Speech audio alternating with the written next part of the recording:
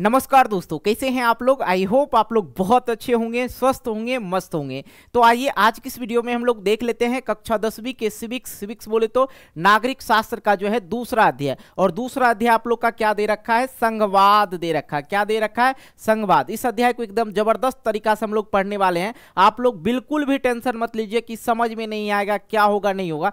जो होगा भाई अच्छा ही होगा और अच्छे तरीके से आप लोग समझ भी जाइएगा। थोड़ा सा भी आप लोग को जो है ना डाउट वगैरह नहीं रहेगा। बशर्ते आप लोग को क्या करना होगा, इस वीडियो को शुरू से लेके अंत तक देखिएगा। हाँ, शुरुआती दौर में कुछ बच्चे को मन नहीं लगेगा, शुरुआती दौर में मन नहीं लगेगा, इसलिए मैं आप लोग से रिक्वेस्ट करता हूं कम से कम 10 से 15 मिनट वीडियो देख लीजिएगा तो आपका मन और तन दोनों लगने लगेगा। ओके।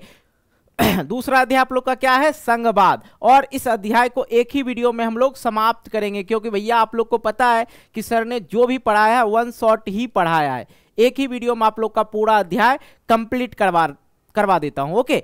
इससे पहले मैं आप लोग को बता दूं, आप लोग का जो इतिहास है, ठीक है, इतिहास, पूरा इतिहास आप लोग का खत्म है, मतलब पूरा बुक जो है आप लोग का खत्म है। साथ में ये भी समझ लीजिए बुक में जो क्वेश्चन है, ठीक है, पाठ का जो क्वेश्चन आंसर है वो भी मैं करवा रखा हूं। अगर नहीं देखे हैं तो देख लीजिएगा, ठीक है। इतिहास भी आप लोग का समाप्त हो चुका है। और दूसरी बात की भूगोल भी भैया जो है खत्म है। भूगोल जो है सभी अध्याय को एकदम जबरदस्त तरीका से पढ़ा रखे हैं। अगर नहीं देखे हैं तो देख लीजिएगा। इसी वीडियो के नीचे डिस्क्रिप्शन बॉक्स में आप लोग को लिंक मिल जाएगा प्लेलिस्ट का, वहां से आप लोग सभी अध्याय का वीडियो देख सकते हैं।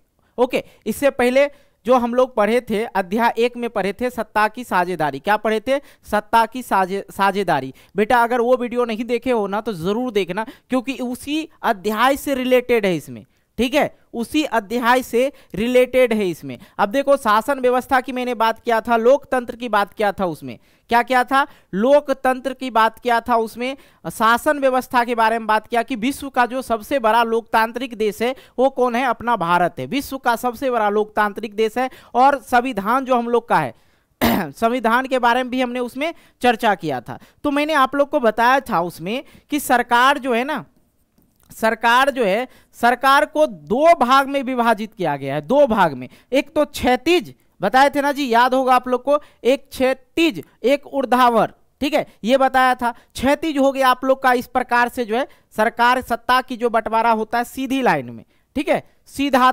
हिस्सा में बंटवारा होता है, उसमें मैंने आप लोग को अच्छी तरह से समझा रखा था।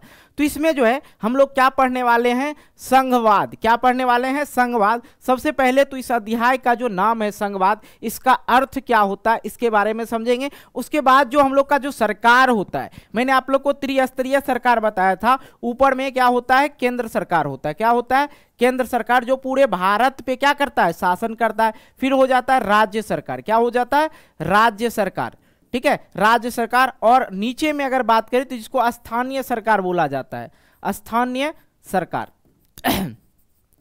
इस तरह से मैंने आप लोग को जो है सत्ता की साझेदारी में, ठीक है, सत्ता की साझेदारी वाला अध्याय जो आप लोग का है उसमें मैंने आप लोग को ये सभी चीजों के बारे में पढ़ाया था। तो स्टेट जो होता है बेटा, स्टेट जो होता है जिससे आपका राज्य हो गया, और यहाँ पे क्या हो गया, नेशनल, जो राष्ट्र हो गया। पूरे देश के बारे में कौन सोचेंगे, पूरे देश के बारे में कानून कौन लागू करेंगे, पूरे देश के आर्थिक व्यवस्था पे कौन विचार करेंगे, कौन विचार करेंगे, तो प्रधानमंत्री करेंगे। और एक राज्य के बारे में अगर हम लोग चर्चा करें तो राज्य के बारे में कौन सोचेंगे, राज्य सरकार सोचेंगे, ठीक है। केंद्र के बारे में, पूरे भारतवर्ष पे शासन कौन कर रहा है, केंद्र सरकार कर रहा है। और राज्य, एक राज्य यूपी पे, एक यूपी में क्या होता है, मुख्यमंत्री होता है, ठीक है। एक एक राज्य जो अलग अलग राज्य है भारत में, अगर बात करें तो 29 राज्य है, 28 या 29, एक राज्य जो है नया जुड़ा है, याद रखना आप लोग को, ठीक है। तो वही सभी चीजों के बारे में हम लोग जानेंगे कि भाई स्टेट सरकार जो होता है, राज्य सरकार जो होता है, किस प्रकार से काम करते हैं, और जो केंद्र सरकार होते हैं वो किस प्रकार से काम करते हैं। इस अध्याय में हम लोग वही समझने वाले, एकदम जबरदस्त तरीका से आप लोग को समझाएंगे, टेंशन मत लेना। अब आते हैं हम लोग अध्याय की ओर, ठीक है, अध्याय की ओर आते हैं। यहाँ पे है क्या, संघवाद। सबसे पहले तो इसको अच्छी तरह से हम लोग क्या कर लेते हैं, समझ लेते हैं। साधारण शब्दों में कहें तो संघवाद संगठित रहने का विचार है। संगठित मतलब एक साथ रहने का विचार है। संगठित, एक संगठन बना लेते, एक समूह बना लेते, ठीक है। तो संगठित रहने का विचार है। काहे कि संघ का जो मतलब होता है संगठन, और वाद का मतलब होता है विचार। संगठन वाला विचार, ठीक है, संगठित रहने का विचार, इस प्रकार से बोल सकते हैं। तो संघवाद का अर्थ क्या होता है? संघवाद का अर्थ होता है संगठित रहने का विचार, ठीक है, संगठित रहने का विचार, एक साथ रहने का विचार, सबको एक दायित्व में लेके चलने का विचार, ये होता है संघवाद का अर्थ, ठीक है। आइए हम लोग समझते हैं। संघवाद एक संस्थागत प्रणाली है जिसमें दो स्तर की राजनीतिक व्यवस्थाओं को सम्मिलित किया गया है। इसमें एक संघीय जो केंद्रीय स्तर की सरकार और दूसरी प्रांतीय जो राज्य स्तर की जो सरकार होती है। संघवाद में जो है दो स्तर की सरकार होती है, एक केंद्र सरकार, दूसरा अगर मैं बात करूं तो एक राज्य सरकार, जिसको प्रांतीय सरकार भी बोला जाता है, ठीक है, राज्य या प्रांतीय, ठीक है। अब यहां पे एक चीज गौर करना, ये जो केंद्र सरकार होती है ये पूरे भारत के बारे में सोचेंगे, ये जो है पूरे भारत के बारे में सोचेंगे, और राज्य के बारे में कौन सोचेंगे? अब मान लिया जाए आप लोग स्कूल वगैरह में पढ़ते थे ना, स्कूल वगैरह में पढ़ते थे तो एक होते हैं आपके प्रिंसिपल होते हैं ना, वही में अगर सेक्शन ए बी सी हो जाए तो उसी में वाइस प्रिंसिपल बना दिया जाता है किसी को, कि भाई सेक्शन ए को आपको संभालना है, सेक्शन बी को किसी, मतलब यहां पे अगर देखा जाए, अगर 10th में, अब मान लिया जाए 10th में जो है 5 सेक्शन है, ए, सेक्शन बी, सेक्शन सी और सेक्शन डी, मान लिया 4 सेक्शन है। अब इसमें जो सेक्शन है ये कितने हैं? 4 सेक्शन है। अब ये सारा मान लिया जो वहां पे 9th का भी तो क्लास चल रहा है, 9th में भी सेक्शन ए, सेक्शन बी और सेक्शन सी और सेक्शन डी है, यहाँ पे सभी को संभालना मुश्किल होता है। तो वहां पे क्या करते हैं, एक वॉइस प्रिंसिपल बनाता है, क्या करता है? वॉइस प्रिंसिपल बनाता है, वहां पे वॉइस प्रिंसिपल संभालेगा इनको। ये 10th के क्लास के जितने भी सेक्शन है, सेक्शन क्या होता है? जब अधिक हो जाता है, तो उसके लिए सेक्शन बना दिया जाता है। सेम उसी प्रकार से भारत के अंतर्गत जो है 29 राज्य है। कितने राज्य हैं भारत में?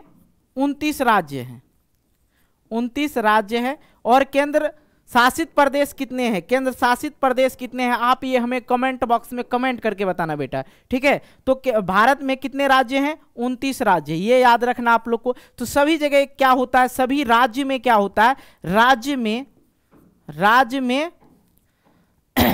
राज्य सरकार होता है। क्या होता है? राज्य सरकार। लेकिन ये जो सरकारें होती है, केंद्र जो सरकार होती है, पूरे जितने भी राज्य है भारत के अंतर्गत, जितने भी राज्य है उन पे शासन किसका चलता है? केंद्र सरकार का चलता है। तो संघवाद संस्थागत प्रणाली है जिसमें दो स्तर की राजनीतिक व्यवस्थाओं को सम्मिलित किया गया। इसमें एक संघीय, केंद्र सरकार को एक संघीय सरकार भी बोला जाता है, संघीय मतलब केंद्रीय स्तर की सरकार, और दूसरा प्रांतीय मतलब राज्य स्तर की सरकार। ओके, आगे हम लोग बढ़ते हैं। संघीय शासन व्यवस्था को हम लोग समझते हैं। संघीय शासन व्यवस्था को अगर हम लोग समझते हैं तो समझना एक एक पॉइंट को। संघीय शासन व्यवस्था में सत्ता का वितरण दो या दो से अधिक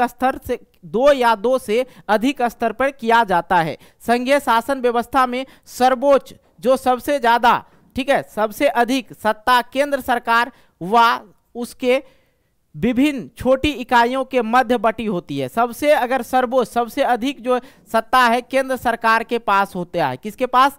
केंद्र सरकार के पास होता है। आमतौर पर एक सरकार पूरे देश के लिए होती है, ठीक है। आमतौर पे अगर मैं बात करूं, एक सरकार जो है पूरे देश के लिए होता है। केंद्र में जो सरकार होता है वो पूरे देश पे क्या करते हैं? शासन करता है, जिसके जिम्मे राष्ट्रीय महत्व को विषय होता है, ठीक है। आमतौर पे इनमें एक सरकार पूरे देश के लिए होता है जिसके जिम्मे राष्ट्रीय महत्व के विषय होता है। फिर राज्य या प्रांत, ठीक है, राज्य या प्रांतों के स्तर की जो सरकारें होती है जो शासन के दिन कामकाज को देखती है। ओके, एक राज्य के जो है एक सीधी बात बोला जाए तो मैंने आप लोग को बार बार एक ही शब्द बोलता हूं कि पूरे भारत पे अगर कोई शासन कर रहा है वो केंद्र सरकार होता है, और एक राज्य पे जो शासन करता है वो राज्य सरकार होता है। ठीक उसी प्रकार से, और ये जो है शासन जो कर रहे हैं कौन?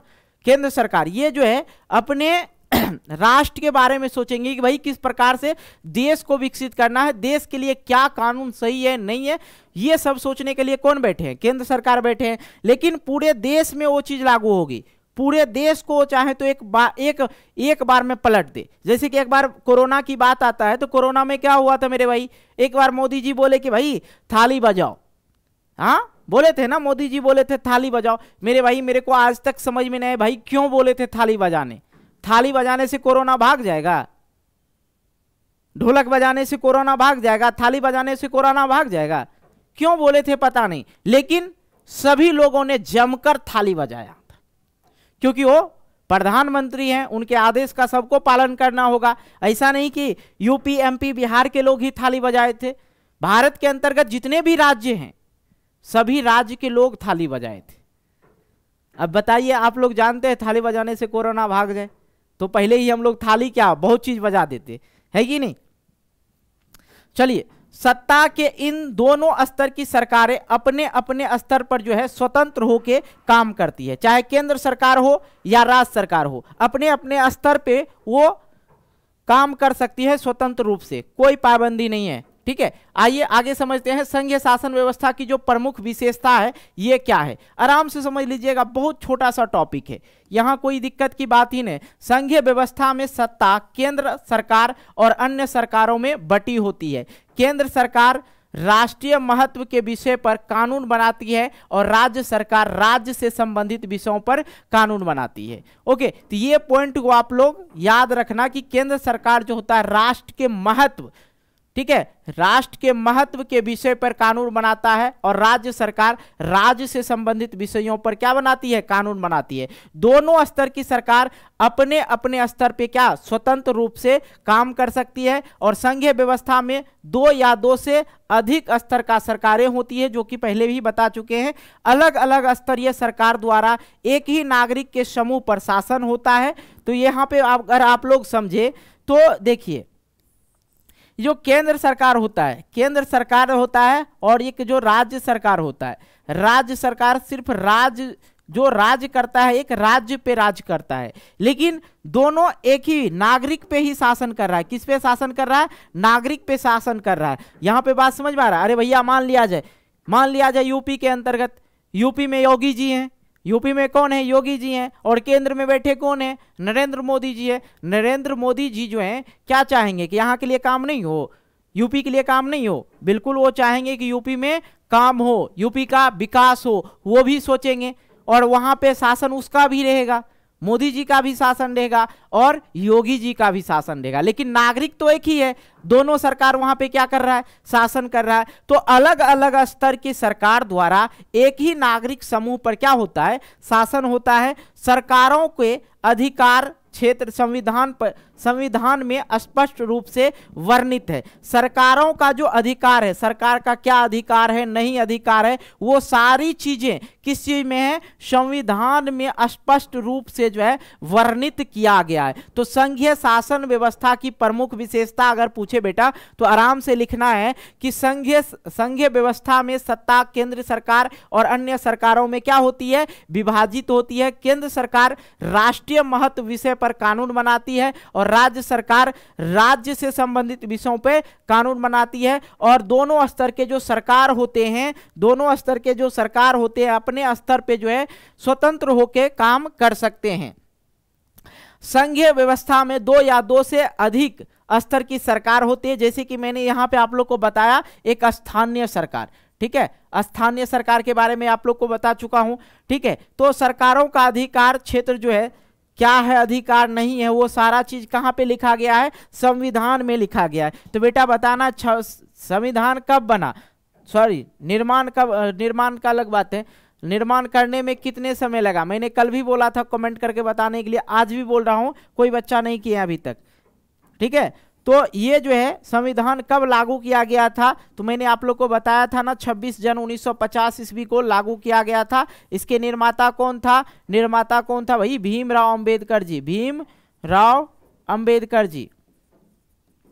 बेटा है कुछ नहीं, दोनों जो अध्याय है ना, सत्ता की साझेदारी और ये संघवाद, दोनों रिलेट है, एक दूसरे से ही रिलेट है। अध्याय को जब भी पढ़ो ना, एक अध्याय को दूसरे अध्याय से जब तक नहीं रिलेट करोगे तब तक मजा नहीं आएगा। ओके, अब देखो, संविधान के मौलिक प्रावधानों में बदलाव का अधिकार दोनों स्तर के सरकार को सहमति से संभव हो पाता है। अगर चाहेगा कि सरकार अगर चाहा कि भाई संविधान के जो कुछ रूल है जो पहले ठीक था अब सही नहीं है, अब सही नहीं, तो उस चीज को जो है बदला जा सकता है, लेकिन दोनों स्तर के सरकार सोचेंगे तब, है कि नहीं? बात समझ में आ रहा है? अरे भैया बताओ, पहले क्या होता था कि नॉर्मल सी उदाहरण दे रहा हूं, कुछ लड़कियां भी होंगी वो भी सुनेगी। पहले क्या होता था कि ज्यादातर जो लड़कियों को सताया जाता था, ससुराल में उनको सताया जाता था, दहेज के लिए सताया जाता था, मार पीट आग लगा दिया जाता था दहेज के लिए। लेकिन आज वो सब केस नहीं है। आज के डेट में देखा जाए तो वही 10% माना जाए जो दहेज के वजह से लड़कियों को सताया जाता है। आज 90% की बात करें, महिला जो लोग होती है, जो लड़की ससुराल जाती है, वो 90% महिला जबरदस्ती जो है अपने पति के ऊपर, अपने जो ससुराल वाले परिवार है उनके ऊपर जो है दहेज प्रथा की केस कर देती है, क्योंकि उनको पता है दहेज प्रथा की केस करेंगे तो ये हिलेगा नहीं बेटा, ये हिलेगा नहीं, जो कहेंगे वो करना पड़ेगा। क्योंकि संविधान जो है कुछ हार्ड बन गया था उस समय, क्योंकि वो चीजें ना उस समय चल रही थी, लेकिन अभी तक इस चीज को बदलाव नहीं किया गया है। आगे कर सकता है, लोग जो है समझदार हो गए आज के डेट में। कुछ भी हो रहा है, 2 थप्पड़ दिया सासू माँ, हम कर देंगे, दहेजे केस कर दिया, लो अब सब दिन खिचड़ी खाओ। अरे भाई नॉर्मल सी बात होगी आज के डेट में। एक और प्रावधान है इसी संविधान में, उस चीज को भी हटाना चाहिए, अभी तक नहीं हटाया गया। होता क्या है कि लड़का लड़की मोहब्बत किया, प्यार किया, भाग गया, भागने में दोनों का हाथ होता है, तो लड़का काहे सजा काटेगा अकेला? लड़की को भी सजा काटना चाहिए ना? नहीं, यहाँ पे जो संविधान है हम लोग का, उसमें यह दिया गया है कि सिर्फ लड़का सजा काटे, और लड़का को ही थू थू कहा जाता है। भैया प्यार मोहब्बत तो दोनों आदमी किया, जबरन किसी लड़की को लेके तो भाग नहीं सकता है लड़का, कोई भी लड़का जबरन लेके नहीं भाग सकता है कि नहीं? उस समय गलती नहीं ठहराया जाता, सीधा लड़का को दे दिया जाता है खिचड़ी खाने के लिए, जाओ। ये नहीं सोचा जाता कि लड़का का लाइफ बर्बाद हो जाएगा, लड़का पढ़ रहा था, क्या कर रहा था, वो चीज नहीं। लड़का को जेल में दे दो, लड़की को स्वतंत्र घूमने दो। ये भी संविधान में जो है इस चीज का भी शुद्धिकरण होनी चाहिए, ताकि जो है इस चीज से बहुत सारे लोग जो है अभी तक फंसे हुए हैं। ओके, आइए, अगर सरकार चाहे तो संविधान को जो है थोड़ा थोड़ा जो है करके बदल सकते हैं। जब लगे कि इस चीज का मामला अब ज्यादा होने लगा, लोग इसका गलत उपयोग करने लगा, संविधान का गलत उपयोग करने लगा, तो लोग को जो है इस चीज पे बदलाव करनी चाहिए। ठीक है, और भी बहुत सारे ऐसे संविधान में दिया गया है जिसके वजह से लोग जो है ना कुछ नहीं कर पाता है, कुछ नहीं कर पाता है। एक नॉर्मल सी बात बताएं, महिला आपको 10 थप्पड़ दे दे, आप 1 थप्पड़ भी दे दीजिएगा तो आप जेल चले जाइएगा। महिला को इतना पावर दे दिया गया है, क्योंकि एक समय था, एक टाइम था जो महिला को बहुत ज्यादा सताया जा रहा था। लेकिन आज के डेट में महिला से परेशान है पुरुष कि भैया हम उसको मार भी नहीं सकते हैं, मारेंगे तो फट से जाएगी थाना, थाना वाला आएगा हमको हथकड़ी लगा के ले जाएगा। तो ये चीजें होती है। अगर सरकार चाहे, अगर राज्य सरकार चाहे, केंद्र सरकार चाहे तो संविधान को जो है बदल सकते हैं, संविधान में थोड़ा परिवर्तन ला सकते हैं। दोनों की ये जो सहमति के कारण ये संभव हो पाएगा। अदालतों को संविधान और सरकारों के अधिकारों का व्याख्या करने का अधिकार है। जो अदालत है ना, अदालत चाहे तो संविधान को जो है सरकारों को बता सकते हैं, सरकार का अधिकार बता सकते हैं कि आपकी अधिकार क्या है। वित्तीय स्वायत्तता के लिए राजस्व के अलग अलग स्रोत निर्धारित है। मूल उद्देश्य क्षेत्रीय विविधताओं को सम्मान करते हुए देश की एकता सुरक्षा की ओर बढ़ावा देना है। उन लोग का जो मूल उद्देश्य होना चाहिए, क्षेत्रीय विविधताओं को सम्मान करते हुए देश की एकता, देश में जितने भी लोग रह रहे हैं ना उनको एक करके रखना है, लड़ाई नहीं करवाना है, एक दूसरे से जो मतभेद नहीं करवाना है। लेकिन भैया ये किताब में ही अच्छा लगता है, लेकिन रियल लाइफ में देखेंगे तो यहाँ के नेता जो होते हैं ना, नेता होते हैं एक दूसरे से लड़ाने वाला काम करते हैं, एक दूसरे को किसी तरह लड़ा के वोट अपनाने का काम करते हैं। यही चीजें चल रही है। ठीक है, हालांकि उनका जो मूल्य उद्देश्य होना चाहिए, विविधताओं को सम्मान करते हुए देश की एकता की जो है सुरक्षा की ओर बढ़ावा देना उनका काम होता है। अगर मैं बात करूं संघवाद की जो बुराइयां हैं, संघवाद की जो बुराइयां हैं वो क्या क्या है, मैंने आप लोग को इससे पहले जो क्या क्या पढ़ाया, देखो भाई ध्यान देना, मैंने आप लोग को संघवाद के बारे में बता दिया। इसमें दो तरह के सरकार होते, संघीय शासन व्यवस्था, ठीक है, संघीय शासन व्यवस्था क्या क्या होता है उसके बारे में डिटेल से बता दिया। संघीय शासन व्यवस्था की जो प्रमुख विशेषता है इसके बारे में चर्चा कर लिया। उसके बाद मैं आप लोग को संघवाद की अब बुराइयां बताता हूं, अच्छाइयां भी है और बुराइयां भी है। बुराइयां क्या हो गया, केंद्र सरकार को जो है अधिक शक्तिशाली होना, मतलब केंद्र सरकार के पास जो है राज्य सरकार से अधिक शक्तिशाली होता है, इसके पास बहुत सारा चीज होता है और भी चीजें हैं। अब एक जो चीजें गलत है उनके बारे में चर्चा कर लेते हैं। मान लिया जाए, अब देखो भाई यहां बिहार की हम बात कर रहे हैं, ठीक है, कोई अपने दिल के ऊपर मत लेना मेरे भाई, हम किसी भी पार्टी से बिलोंग नहीं करते हैं, ओके, ठीक है। अभी देखो जेडीयू जो नीतीश कुमार जी का पार्टी है, बिहार की बता रहे हैं ना, नीतीश कुमार श्री नीतीश कुमार जी जेडीयू के जो हैं नेता हैं, ठीक है, जेडीयू। और इधर है एक आरजेडी, ध्यान से समझना, आरजेडी में कौन हो गया भैया, लालू प्रसाद यादव जी, ठीक है, लालू प्रसाद यादव।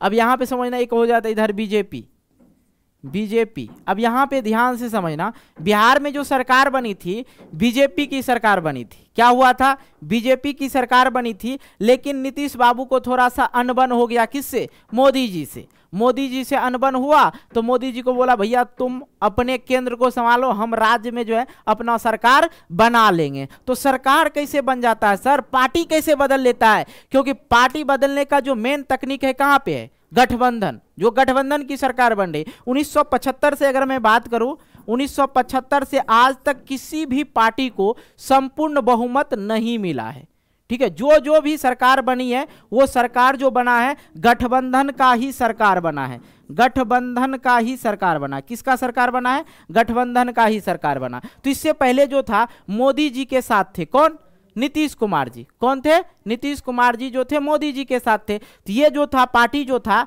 इसके साथ जुड़ा हुआ था। जब इससे हट जाते हैं तो ये क्या हो जाता है, आरजेडी और जेडीयू बन जाते हैं। तो मतलब सत्ता में दो सत्ताधारी आ जाते हैं इधर, कौन कौन, लालू प्रसाद यादव जी और नीतीश कुमार। अभी बिहार में बात करें तो जेडीयू का सरकार चल रहा है, आरजेडी का सरकार चल रहा है, ठीक है। इससे पहले किसका था, बीजेपी का। और बीजेपी जो भैया केंद्र में बैठे हैं, बीजेपी का जो सरकार है केंद्र में बैठे हैं, ठीक है। अब ध्यान देना यहां पे गलतियां क्या करते हैं। अब ये तो मुंह फुला के नीतीश बाबू हट गए उनसे, किससे, नीतीश कुमार जी से, सॉरी नरेंद्र मोदी जी से, केंद्र सरकार से मुंह फुला के हट गए। अब सट गए किसमें, आरजेडी में। यहां पे तो इसने सरकार बना लिया, लोगों को यह बात पता नहीं चलता, अब इनसे मुंह जब फुला लीजिएगा तो कोनो आपको कोनो स्तर के लिए रहने देगा, नहीं देगा। कोई भी चीज आएगा, कोई भी फंड आप इससे ले सकते हैं, नहीं ले सकते हैं। ये सोचेगा ही नहीं, नरेंद्र मोदी जी सोचेगा ही नहीं कि बिहार का विकास हो। इनको क्या मतलब है भाई, वहां पे तो उनका सरकार है ही नहीं। जाने यहाँ पे नीतीश कुमार जी और लालू प्रसाद यादव जी कि किस प्रकार से बिहार को विकास की ओर लाना है। ये दूसरे राज्य पे अपना दिमाग लगा दिए हैं, ज्यादा से ज्यादा उस राज्य पे फोकस करेंगे। ये अगर कहेंगे भी नीतीश कुमार जी तो कहेंगे रे तुम पहले ना भागा था मेरे से, क्या करे तुम्हारे लिए, कुछ नहीं कर सकते। ये चीजें जो ना, ये चीजें संविधान में नहीं लिखा गया है, लेकिन किया जाता है, यही चीजें होता है। देख लीजिए बिहार का विकास, बिहार में यही चीजें चल रही है, लगभग हर स्टेट की मैं बात करूं तो लगभग यही सत्ता का मारा हुआ सब कोई है, ठीक है, सत्ता का मारा हुआ हर कोई है। तो संघवाद की जो है बुराइयां क्या है, तो केंद्र सरकार के पास अधिक शक्ति का होना, संविधान संशोधन का अधिकार केवल केंद्र सरकार के ही पास प्राप्त होता है, ठीक है, लेकिन दोनों मिलके जो है नियम बना सकते हैं। संसद का अधिक अधिकार होना, संसद अधिक मनमौजी कर लेते हैं। धन संबंधी अधिकारों का जो है किसके पास रहेगा, वो केंद्र सरकार के पास रहेगा। धन संबंधी अधिकारों का केंद्र के पास अधिक होता है। केंद्र सरकार का राज्य सरकारों के मामले में अनावश्यक हस्तक्षेप, ठीक है, राज्य सरकार अगर कुछ चाहेंगे, अगर उस चीज पे बोल दिए केंद्र सरकार की ये गलत है तो वो गलत हो जाता है। ठीक है, अब मैं बात करूं बिहार का, बिहार में भैया शराब बंद है। ठीक है, उसके आगे जो अध्याय है ना, इसके आगे उसमें बहुत सारा चीज हम आपको सिखाने वाले हैं। राजनेता बना देंगे, नेता एकदम जबरदस्त तरीका से, नेता का जो हलचल है वो सब समझ जाइएगा, कोई दिक्कत नहीं होगा आगे। अब बेटा ये चीज समझ लेना है, संघवाद के प्रकार, ज्यादा कुछ है नहीं, ध्यान से समझ लेना है। ठीक है, संघवाद का जो प्रकार है, साथ आकार संघ बनाना, साथ लेकर संघ बनाना, ये क्या होता समझ लो। साथ आकार संघ बनाना, दो या दो से अधिक स्वतंत्र इकाइयों को साथ लेकर एक बड़ी इकाई का गठन, सभी स्वतंत्र राज्यों के सत्ता एक समान होता है। जैसे कि ऑस्ट्रेलिया हो गया, संयुक्त राज्य अमेरिका हो गया, ये सब क्या करते हैं, स्वतंत्र जितने भी स्वतंत्र राज्य है उसका एक संगठन बनाते हैं, जिसका नाम क्या होता है, साथ आकार संघ बनाना और साथ लेकर संघ बनाना। एक बड़े देश द्वारा अपने आंतरिक विविधता, जो एक बड़ा सा देश है उसके आंतरिक विविधता, आंतरिक जो राज्य होते हैं, आंतरिक विविधताओं को ध्यान में रखते हुए राज्यों का गठन, केंद्र अधिक शक्तिशाली होता है। जैसे कि भारत का हो गया, जापान का हो गया, इसमें क्या होता है कि भारत में जो है, भारत में जो 28-29 राज्य हैं, ठीक है, जितने भी राज्य है भारत में, जितने भी राज्य है स्वतंत्र राज्य, ठीक है, स्वतंत्र राज्य भारत में जो है जितने भी राज्य है वो क्या है, स्वतंत्र है, क्या है, पूर्णतः स्वतंत्र है। उन सभी को लेकर देखिए यहाँ पे एक बड़े देश द्वारा अपने आंतरिक विविधताओं को ध्यान में रखते हुए राज्यों का गठन, केंद्र अधिक शक्तिशाली होता है। कहाँ पे, भारत में, जापान में। ओके, केंद्र जो है अधिक शक्तिशाली होता है। कुछ ऐसे भी देश है जैसे कि यहाँ पे बात की ऑस्ट्रेलिया वगैरह, वहां पे सिर्फ केंद्र सरकार होते हैं, वहां पे जो है केंद्र सरकार होता है। लेकिन यहाँ पे जो आपको केंद्र सरकार, राज्य सरकार अलग अलग होता है। लेकिन यहाँ पे जो सबसे ज्यादा केंद्र सरकार को क्या दिया जाता है, शक्तियां जो है उनके पास अधिक रहता है, वो चाहे तो पूरे देश को अपने उंगली पे नचा सकते हैं। आइए आगे हम लोग समझते हैं, जिसके बारे में मैंने पहले ही चर्चा कर लिया। सरकार जो होता है दो भाग में विभाजित है भैया, एकात्मक सरकार, एक होता है संघात्मक सरकार। इस अध्याय में जो हम लोग पढ़ रहे हैं ना, वो संघात्मक सरकार के बारे में पढ़ रहे हैं। किसके बारे में, संघात्मक सरकार के बारे में। एकात्मक सरकार जो होता है, एकात्मक सरकार जो होता है वो सिर्फ उसमें केंद्र सरकार होता है, उसमें क्या होता है, केंद्र सरकार होता है। और ये जो सरकार होता है सिर्फ देश के, ये जो एकात्मक सरकार होता है वो जो सिर्फ देश के बारे में सोचता है, किस प्रकार से देश को डेवलप किया जाए। लेकिन संघात्मक सरकार जो होता है, जिसमें केंद्र सरकार, राज्य सरकार होता है, इसमें पूरे देश को लेके चलना पड़ता है।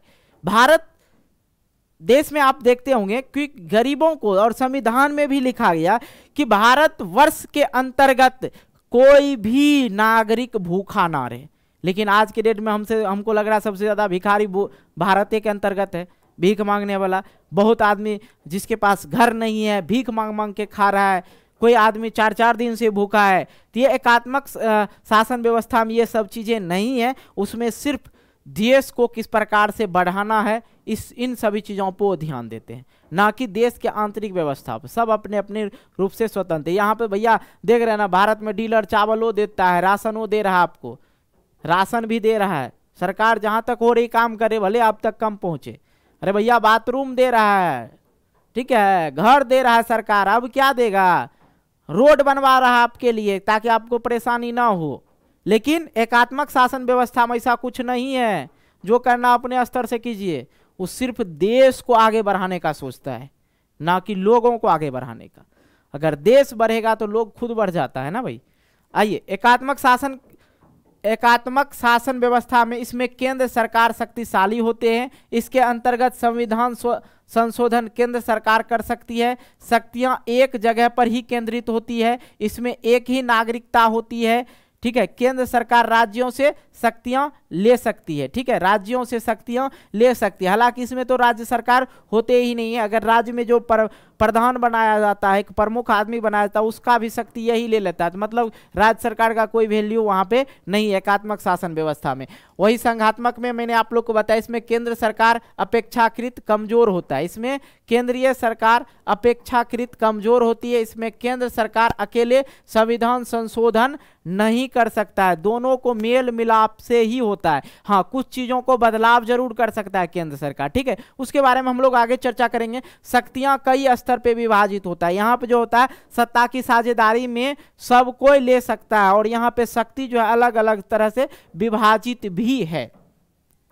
कई संघीय व्यवस्था वाले देशों में दोहरी नागरिकता होती है, दोहरी नागरिकता होती है। मान लिया जाए कि यहाँ से हम दूसरे देश में चले गए तो वहाँ का नागरिकता हमें प्राप्त कर सकते हैं, लेकिन भारत के अंतर्गत भी आप आके भारत का जो है, मान लिया जाए ये कौन मैडम थी हो, सीमा ना, सीमा जी आई प्यार करते करते, हाँ सीमा और हैदर, आपने कहानी सुना होगा। सचिन, हाँ, उनके हस्बैंड का पाकिस्तान वाला का नाम था हैदर, और इनके जो नया वाला बॉयफ्रेंड था उनका नाम सचिन था। पहले से वो 4 गो बच्चे की माँ थी, 4 गो जनसंख्या बढ़ा दिया हिंदुस्तान का। पहले से जनसंख्या की दृष्टि से भारत अभी पहला स्थान पे है, यह बात याद रखिएगा। समझ में आ रहा है ना, जनसंख्या इतना बढ़ गया है भारत का कि पूछिए मत। और भैया 4 गो और पाकिस्तानी को ला दिए हैं, उसके साथ में उसकी मम्मी भी आई है। प्यार अजीब होता है भाई, है कि नहीं? प्यार में पड़िएगा तो फिर गेम खेलते खेलते प्यार होता है। और नागरिकता भी वो लोग शायद ले ली है, अभी तक तो मैंने उनके बारे में जिस समय वो वायरल थी उसी समय देखे थे, पता नहीं बोल रही थी योगी जी को बोलेंगे कि हमको नागरिकता दे दीजिए। नागरिकता है तभी तो है, लेकिन कहीं ना कहीं वो जुगाड़ खोज दिया है, दुश्मनों को अपने देश में प्रवेश करने का रास्ता बता दिया उसने, क्योंकि वो डायरेक्ट कहाँ आई, नेपाल आई। देखिए वो जो है पाकिस्तान से कहाँ आती है, उस चीज पे अगर हम लोग चर्चा कर लेते हैं, समझिएगा। ये जो है पाकिस्तान, और यहाँ पे है आपका नेपाल। नेपाल वो पहले आ जाती है, पाकिस्तान से वो कहाँ आ जाती है, नेपाल। और नेपाल से आने के लिए इंडिया में जो है वीजा नहीं लगता है। नेपाल जो है इंडिया बिहार के बॉर्डर से ही सटा हुआ है, बिहार के बॉर्डर से ही नेपाल सटा हुआ है। तो नेपाल से अगर आप भारत के अंतर्गत प्रवेश करना है तो आप बिना वीजा के प्रवेश कर सकते हैं। वो कहीं ना कहीं खुफिया राज को खोल दिया है, ये ऐसा नहीं किया है, वो नहीं किया, वो नहीं किया, प्यार किया आ गया, लोगों को लग रहा है अच्छा किया है, लेकिन कहीं ना कहीं ये गलत है, ठीक है। चलिए कोई नहीं, प्यार मोहब्बत अपने जगह, पढ़ाई कर लेते हैं। दोनों स्तर की सरकार अपने अधिकार क्षेत्र में क्या होते हैं, स्वतंत्र होते हैं। संघात्मक शासन व्यवस्था में मैंने आप लोग को बताया कि इसमें केंद्र सरकार अपेक्षाकृत कमजोर होते हैं, ठीक है। सबका पूरा सभी देशों सभी राज्यों के बारे में इनका सोचना होता है, सभी राज्यों पे विचार करना होता है। ये नहीं कि अकेला फैसला ले लिए इस राज्य को बदल देंगे, ऐसा नहीं होता। उसके अपेक्षाकृत वो क्या होते हैं, कमजोर होते हैं। इसमें केंद्र सरकार अकेले संविधान को संशोधन नहीं कर सकती है। शक्तियां कई स्तर में जो है विभाजित होती है, जैसे कि मैंने आप लोग को बताया था, कार्यपालिका, न्यायपालिका बताया था ना कल के क्षैतिज वितरण में। ओके, 3 तरह से विभाजित होती है शक्तियां। दोनों स्तर की सरकार अपने अधिकार क्षेत्र में जो है स्वतंत्र होती है। भारत की संघीय व्यवस्था में बेल्जियम से मिलती जुलती एक विशेषता और उसमें एक अलग विशेषता बताना है। भारत से मिलता जुलता संघीय व्यवस्था अगर बात करें तो भारत में क्या है भैया, संघीय व्यवस्था है। बेल्जियम में भी संघीय व्यवस्था था, लेकिन वहां जो था पूरे देश पे किसका, पूरे देश में मिलती जुलती एक विशेषता अगर बतलाना है उसके बाद भी बताना है, ठीक है। यहाँ पे कह रहा है मिलती जुलती एक विशेषता और उनमें एक अलग विशेषता बताना है। तो बेल्जियम से मिलती जुलती जो विशेषता था, भारत में बेल्जियम से मिलती जुलती विशेषता यह है कि दोनों देशों में संपूर्ण देशों के लिए संघ सरकार का गठन किया गया, ठीक है। दूसरी अगर मैं बात करूं तो अलग विशेषता यह है कि बेल्जियम केंद्र सरकार की अनेक शक्तियां देश के 2 क्षेत्रीय सरकार को सुपुर्द कर दी, जबकि भारत में केंद्र सरकार अनेक मामलों में राज्य सरकार पर नियंत्रण रखती है। केंद्र सरकार जो है किस पे नियंत्रण रखती है, केंद्र सरकार जो है राज्य सरकार पे जो है नियंत्रण रखती है। लेकिन वहां बेल्जियम में क्या हुआ था, शक्तियों को 2 क्षेत्रीय सरकार को सुपुर्द कर दी, जबकि भारत में केंद्र सरकार अनेक मामलों में राज्य सरकार पे क्या करता है, नियंत्रण करता है। ये 2 आप लोग लिख सकते हैं, कहीं कोई दिक्कत नहीं है। भारत में संघीय व्यवस्था, इसको बेटा अगर आप लोग समझ लोगे तो आप लोग का अध्याय समझिए खत्म हो जाएगा, एकदम जबरदस्त तरीका समझिए। एक बहुत ही दुखद और रक्त रंजित विभाजन के बाद भारत आजाद हुआ। रक्त रंजित का मतलब होता है खूनमा खून, ठीक है, बहुत ही खून बहाना पड़ा भारत के लोगों को, तब जाके हमें आजादी मिला। और ये देश के जो नेता है ये चाहते हैं कि देश को फिर से हम बेच दें, ठीक है। इसी तरह अगर कर्म बाय कर्म चलते रहा तो एक दिन ऐसा भी स्थिति आ जाए कि भैया हम लोग ने गुलाम बन जाए किसी का, क्योंकि नेता जो होते हैं पूरे देश को चला रहे हैं। कल की वीडियो में अगर आप लोग ने देखा होगा तो उसमें भी मैंने चर्चा किया, इस पे बहुत चीजें मैंने बोल रखा है, मजा आ जाएगा, पहला वीडियो देखिएगा तो, है कि नहीं। देश के नेता हमेशा सोचते हैं भाई हम अपना तरक्की करें। आज एक बात बताइए, अगर तरक्की की बात नहीं है तो सही बताइए यार, वहां पे कुर्सी काहे ना छोड़ना चाहता है कोई, काहे ना दूसरे अपने पार्टी के, उनके अंदर जो पार्टी होता है, कोई भी पार्टी ले लो, पार्टी के लोगों को क्यों नहीं मौका दिया जाता है? क्यों कभी किसी को देखते हैं मौका देने? ले लिया झंडा, हाँ जिंदाबाद जिंदाबाद, नेताजी जिंदाबाद, क्या होगा उससे? नेताजी जिंदाबाद करने से कुछ नहीं होने वाला है। कभी आपको मौका दे देंगे? संभव ही नहीं है, मौका देंगे ही नहीं आपको, कोई फायदा नहीं है सब चीज करने से। तो हमारा देश आजाद हुआ 77 साल हुआ है, 76-77 साल हो रहा है, तो देखा जाए तो आज के डेट में फिर से वही चीजें अपनाया जा रहा है। इतने जो नेता है हम लोग का बहुत खराब है। हम लोग का भारत का राजनीतिक कहा जाता अच्छा है, सबसे खराब भारत का राजनीतिक है। यहाँ के जो लोग हैं ना, दारू सारी नोट पे जो है बिक जाते हैं, वोट किसी को दे देते हैं। ये सब चीजें जो हम बता रहे हैं रियल लाइफ से अलग है किताब का ना। रियल लाइफ अगर हम बोलना शुरू किए तो फिर भैया प्रवचन 5 घंटे की होगी, है ही नहीं। तो एक बहुत ही दुखद और रक्त रंजित विभाजन के बाद जो है भारत क्या हुआ? आजाद हुआ। आजाद कब हुआ बेटा? 15 अगस्त 1947 ईस्वी को आजाद हुआ, ठीक है, याद रखना है। आजादी के कुछ समय बाद अनेक स्वतंत्र राजवरों को भारत में विलय हुआ। जो अनेक स्वतंत्र राज्य था वो भारत में क्या हुआ? मिल गया। इसमें संघ शब्द नहीं आया, पर भारतीय संघ का गठन संघीय शासन व्यवस्था के सिद्धांत पर हुआ। दूसरी बात की संविधान ने मौलिक रूप से 2 स्तरीय शासन व्यवस्था का प्रावधान किया। 2 स्तरीय शासन व्यवस्था जो आपका हो गया 2 स्तरीय, कौन कौन सा हो गया? एक केंद्र हो गया और एक बेटा कौन सा हो गया? राज्य हो गया। संघ सरकार और राज्य सरकार, ठीक है। केंद्र सरकार को पूरे भारत का संघ प्रतिनिधित्व करना था। बाद में जो है पंचायत और नगर पालिकाओं के रूप में संघीय शासन एक तीसरा स्तर हो गया। मैंने आप लोग को जो पहले ही शुरू से ही बता रहा कि ऊपर में भैया केंद्र में बैठा केंद्र सरकार, ठीक है, राज्य में बैठा हुआ राज्य सरकार, और नीचे स्थानीय जो है स्थानीय सरकार जिसको कहते हैं स्थानीय सरकार, ये जो आपका मुखिया हो गया, सरपंच हो गया, समिति हो गया, पंचायत, नगर पालिका, ये सब स्थानीय सरकार में आ जाता है। ओके, तो आइए आगे और भी चीजें हैं। भारत संविधान में केंद्र और राज्यों के बीच शक्तियों का बंटवारा, ठीक है। संविधान में स्पष्ट रूप से केंद्र और राज्य सरकार के बीच का जो अधिकार है 3 हिस्सा में बंट गया है। संविधान में स्पष्ट रूप से केंद्र और राज्य सरकार की जो शक्तियां हैं, अधिकारें हैं, उसको 3 सूचियों में जो है बांट दिया है। संघ सूची, तो भैया संघ सूची जो होता है केंद्र सरकार का होता है, इसमें जो है कानून कौन बना सकता है? केंद्र सरकार बनाता है। राज्य सूची में जो है बेटा राज्य सरकार द्वारा इसमें कानून बनाया जाता है, नियम बनाया जाता है। एक समावर्ती सूची होता है, समावर्ती सूची होता है, इसके अवशिष्ट सूची भी बोला जाता है, ठीक है। इस पे दोनों बना सकता है, केंद्र सरकार और राज्य सरकार। एक अवशिष्ट सूची होता है, अवशिष्ट का मतलब समझते हैं ना, अवशिष्ट सूची, ओके, ये समझ लेते हैं। आइए संघ सूची, सबसे पहले संघ सूची में प्रतिरक्षा, ठीक है, रक्षा, देश की विदेशी मामले, बैंकिंग, संचार, मुद्रा जैसी राष्ट्रीय महत्व का विषय जो होता है, जिसपे संघ सूची किसका?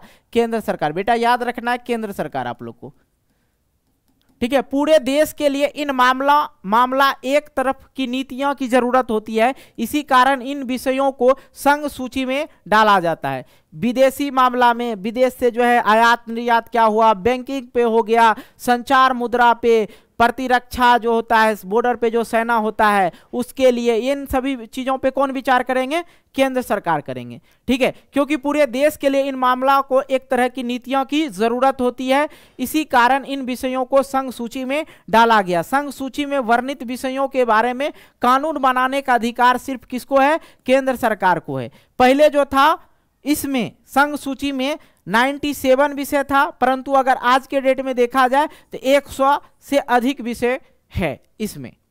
ओके, उसी प्रकार से अगर राज्य सूची की बात करें, इसमें जो बेटा राज्य सूची में कौन आ जाता है, राज्य सरकार। ठीक है, याद रखना राज्य सूची में जैसे आपका हो गया बीएमपी पुलिस हो गया, पुलिस जो हो गया Bihar police, UP police, MP police, ये सब जो हो जाता है। व्यापार वाला हो गया, वाणिज्य हो गया, कृषि हो गया, सिंचाई हो गया, प्रांतीय और स्थानीय महत्व के विषय में कौन सोचेंगे, राज्य सरकार सोचेंगे। राज्य सूची में वर्णित विषयों के बारे में सिर्फ राज्य सरकार का ही कानून बना सकती है। इसमें पहले 66 विषय था, परंतु अब इसमें 61 विषय है। आगे आते हैं समावर्ती सूची। समावर्ती सूची में शिक्षा, वन, मजदूर संघ, विवाह, गोद लेना, उत्तराधिकारी जैसे विषय जो केंद्र के साथ साथ राज्य सरकारों की भी साझा दिलचस्पी में आते हैं। इन विषयों पर कानून बनाने का अधिकार राज्य सरकार और केंद्र सरकार दोनों को होता है, लेकिन जब दोनों के कानून में टकराव हो जाता है, अब देखो भाई भारत के 2 राज्य है जहां पे जो है शराब बंद है। ठीक है, भारत के 2 राज्य है जहां पे शराब बंद है। पहली बात तो कहां, भारत में। इसके ऊपर हम चर्चा करेंगे, लेकिन अब आगे करेंगे, अभी नहीं करेंगे। दोनों में अगर किसी भी प्रकार का लड़ाई हो जाए, ठीक है, दोनों को टकराव, लेकिन जब दोनों कानूनों में टकराव हो जाती तो केंद्र सरकार द्वारा जो बनाया कानून होता है उसी को मान्य होकर दिया जाता है। ठीक है, पहले इसमें 47 विषय थे, परंतु वर्तमान में जो इसमें 52 विषय है। ये पहले देख लेते हैं। अवशिष्ट वे विषय जो जिसके ऊपर 3 सूचियों में नहीं है, जिन पर कानून बनाने का अधिकार किसको है, केंद्र को है। अब मान लिया जाए कोई चीज हो गया, एकाएक आ गया, उन सभी चीजों के बारे में सोचना किसका अधिकार होता है, तो वही केंद्र सरकार का होता है। ओके,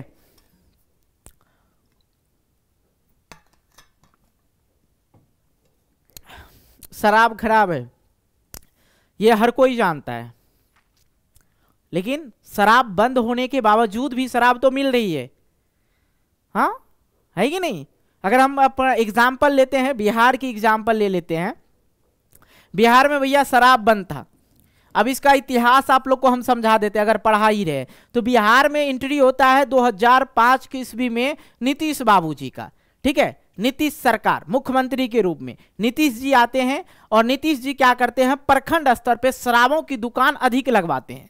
एक प्रखंड में 2-3 शराब की दुकान डलवा देते हैं। ध्यान से समझिएगा किस तरह गेम खेला गया है। तो 2005 से लेके 2016 तक देखिए बिहार किस तरह से बदला है। जहां पे रोड नहीं था, रोड पहुंच गया, जहां पे बिजली नहीं था, बिजली पहुंच गया, हर चीज विकास हुआ। लेकिन पता नहीं क्या मन में आया नीतीश जी को कि बिहार में शराब बंद करवा दिए, और बिहार में शराब बंद करवा दिए तो बहुत अच्छी की बात है। ऐसा नहीं कि सर कहिएगा कि सर आपको लग रहा है कि शराब चालू था तो बिहार में ठीक था। अरे भैया नहीं, लेकिन वैसा नियम बनाओ जो चले। ठीक है, वैसा नियम मत बनाओ जो भैया चले ही ना। शराब बिहार में बंद है, लेकिन घरे घर शराब मिलता है। कोई नहीं बोलेंगे ये चीज, कोई शिक्षक नहीं बोलेंगे, लेकिन हम लाइव बोल रहे हैं। ठीक है, शराब आपको भी पता है, हालांकि आप 10th के बच्चे हो, लेकिन आप भी ये चीज जानते होंगे कि बिहार में जो है शराब विक्रेता बहुत हो गया। शराब से तो लोग राजा बन रहे आज के डेट में, बेच बेच के। पहले मिलता था मान लिया जाए 2 रुपया में, अब 4 रुपया मिलता है, 2 गुना दाम में दे रहा है। तो इससे किस सरकार को यहाँ पे लाभ हो रहा है, थोड़ा सा गौर कीजिए। बिहार के बगल के जो भी राज्य हैं, नेपाल, इधर नेपाल देश हो गया, नेपाल से भी आ जाते हैं, उत्तर प्रदेश यूपी से भी आ जाता है, झारखंड से भी आ जाता है शराब। 3 चौहद्दी अगर बिहार का देखा जाए, जो भी राज्य है वो सभी राज्य से शराब कहाँ आ रहा है, बिहार आ रहा है। और बिहार का क्या हो रहा है, बिहार का क्या हो रहा है, विकास हो रहा है? नहीं हो रहा है। लेकिन किसका विकास होगा? उत्तर प्रदेश वाला का ज्यादा विकास होगा, नेपाल वाला का ज्यादा विकास होगा, क्योंकि वहां से शराब ले लेके यहां पे आ रहा है। शराब बंद नहीं होगा? अरे भैया आप सरकार में है तो आपसे शराब नहीं बंद होगा। हम बता रहे हैं कैसे शराब बंद होगा, और आराम से शराब बंद होगा। सबसे पहले जो आपका जो कानून व्यवस्था है ना, उनको सुधार लीजिए, ठीक है। काहे कि बॉर्डर से जब पार होता है शराब, तो आप लोग के नाक के नीचे से शराब पार हो जाता और आ जाता, और आप लोग को पता नहीं चलता है। उससे भी नहीं होता है, पूरे जिला को बांध दीजिए कि भैया शराब आया आपके जिला में तो आपको प्रतिदंड देंगे। उसके बाद गांव में आपका शासन होता है जी, मुखिया होता है ना, मुखिया सरपंच समिति को बोल दीजिए, अगर आपके गांव में कोई शराब पिया अगर पकड़ा गया तो फिर आपको बांस कर देंगे। बात समझ में आ रहा है? चलो, तो इस तरह से अगर चाहे तो राज्य सरकार भी चाहे तो फिर इस शराब को जो है बंद कर सकते हैं, लेकिन नहीं करेंगे क्योंकि उनको बेनिफिट मिल रहा है, भले वो गांजा पी के फूक रहे हैं, है कि नहीं। चलो भाई आगे हम लोग चर्चा करते हैं। और इसे हालांकि मैंने आप लोग को बता ही दिया था, हम किसी पार्टी से बिलोंग नहीं करते हैं। ये नहीं मत सोचना कि हम दूसरे पार्टी से बिलोंग करते हैं। जो गलत है उसको गलत बोलो, जो सही है उनको सही बोलो हमेशा। संघीय व्यवस्था कैसे चलती है, अब हाशिए राज समझ लेते हैं। ये थोड़ा सा टॉपिक अगर समझ लेते हैं उसके बाद आप लोग का अध्याय खत्म हो जाएगा। भाषा के आधार पर प्रांतों का गठन हमारे देश की पहली और कठिन परीक्षा थी, क्योंकि भारत के अंतर्गत विभिन्न प्रकार के लोग हैं, ठीक है, धर्म है, समुदाय के लोग हैं, सांप्रदायिक के लोग हैं, हिंदू मुस्लिम सिख ईसाई सब धर्म के लोग हैं। उसके बावजूद भी यहाँ पे क्षेत्रीय भाषा जो अलग अलग होते हैं, बिहार का भाषा अलग है, हरियाणा का भाषा अलग है। आप चले जाओ तमिल में, तमिल बोला जाता है, ठीक है। हैदराबाद चले जाओ ना भाई, तेलुगु बोला जाता है उधर। तो अलग अलग राज्य में जो है अलग अलग अपना यहाँ पे भाषा होता है। ये तो बड़ा टेंशन की बात हो गई। भली भांति यहाँ पे इंटरनेशनल लैंग्वेज इंग्लिश था, इंटरनेशनल लैंग्वेज इंग्लिश को बोला जाता। भारत के विश्व के किसी भी कोने में चले जाओ, अगर आपको अंग्रेजी आता है बोलने के लिए तो आप वहां पे किसी से बात कर सकते हैं। भारत के भी किसी कोने में चले जाओ तो इंग्लिश वहां पे बोलिएगा तो बात कर लीजिएगा आराम से, कोई दिक्कत नहीं। नहीं तो हम लोग चाय पीते हैं, बंगाल जाइएगा कहेगा चाय खाबो तो कहिए खाना तो नहीं खाते हैं, चाय तो खाते नहीं हम लोग तो पीते हैं। तो ये दिक्कत, ये बहुत सारा जटिल समस्या थी। नए राज्यों को बनाने के लिए कई पुराने राज्यों की सीमाओं को बदला गया। जब एक भाषा के आधार पर राज्यों का निर्माण का मांग जो है उठी तो राष्ट्रीय नेताओं को डर था कि इससे जो है देश जो है टूट ना जाए। यहाँ पे क्या हुआ, एक भाषा के आधार पर राज्यों का निर्माण मांगा कि भाई हमारे राज्य का भाषा घोषित कर दो, हम हिंदी बोलते हैं तो हमको हिंदी राज्य भाषा घोषित कर दो। लेकिन नेता जो था उनको डर लग रहा था, राष्ट्रीय नेताओं को, कहीं इससे क्या, इससे देश टूट ना जाए। केंद्र सरकार ने कुछ समय के लिए राज्यों को पुनर्गठन को टाल दिया, परंतु हमारा अनुभव बताता है कि देश ज्यादातर मजबूत एकीकृत हुआ। ओके, इससे क्या हुआ, एकीकृत हुआ। भारत की भाषा नीति अगर मैं बात करूं, भारत का संघीय ढांचा की दूसरी परीक्षा भाषा जो है, परीक्षा भाषा को नीति को लेकर हुई। भारत में किसी एक भाषा को राष्ट्रीय भाषा का दर्जा नहीं दिया गया है। अन्य 21 भाषाओं को अनुसूचित भाषा में जो है अनुसूचित भाषा का जो है दर्जा दिया गया। अंग्रेजी को राजकीय भाषा के रूप में मान्यता दिया गया, विशेषकर गैर हिंदी भाषा प्रदेशों को देखते हुए। ओके, सभी राज्यों का मुख्य भाषा विशेष का ख्याल रखा गया। हिंदी को राजभाषा माना गया, पर हिंदी सिर्फ 40% लोग जो है भारत के हिंदी बोलते हैं। भारतीयों की मातृभाषा है इसलिए अन्य, अरे भैया उछल के कहाँ जाओगे, ठीक है। इसलिए अन्य भाषाओं के संरक्षण के अनेक दूसरे उपाय किए गए। केंद्र सरकार के किसी पद का उम्मीदवार इनमें से किसी भी भाषा में परीक्षा दे सकता है, बरसते उम्मीदवार उसको विकल्प चुने। अब देखो भाई हुआ क्या, स्टूडेंट के साथ भी लफड़ा हो गया, लोचा हो गया कि भाई कैसे होगा। तो एक इंग्लिश जो होता है, इंग्लिश लैंग्वेज में, इंग्लिश भाषा बोलिए, इंग्लिश लैंग्वेज बोलिए, ठीक है। तो इंग्लिश में भी प्रश्न दिया जाता है। जब एग्जाम देने के लिए जाइएगा ना, चाहे आप एमपी बोर्ड से हो या यूपी बोर्ड से हो, तो आपको 2 भाषा में मिलता है वहाँ पे। चाहे इंग्लिश का क्वेश्चन, चाहे आप हिंदी का तो हिंदी में रहता है, चाहे आप जो है साइंस का दीजिए या मैथ का दीजिए या सोशल साइंस का दीजिए, वहाँ पर आपको हिंदी और इंग्लिश दोनों देखने को मिलेगा। आपका मर्जी है जिस भाषा में दे दीजिए। तो सरकार सही सोचा, जिस राज्य का अलग अलग भाषा, लेकिन इंग्लिश उसमें दे दिया। और उसमें ये भी कर दिया है कि भाई जिसका मन है जो भाषा का परीक्षा देने का उस भाषा में परीक्षा दे सकते हैं। तो मातृभाषा हम लोग का क्या है भाई? हिंदी है। याद रखना, मातृभाषा क्या हम लोग का? हिंदी है। और बाकी जो है 21 भाषाओं को अनुसूचित भाषा का दर्जा भी दिया गया है। यह पॉइंट भी आप लोग याद रखना है। ओके। केंद्र और राज्य संबंध, केंद्र और राज्य संबंध मतलब केंद्र सरकार और राज्य सरकार का जो संबंध है, रिलेशन है, ये समझ लीजिए। बहुत जो चीजें मैंने पहले पढ़ाया वही चीजें आप लोग को समझना है।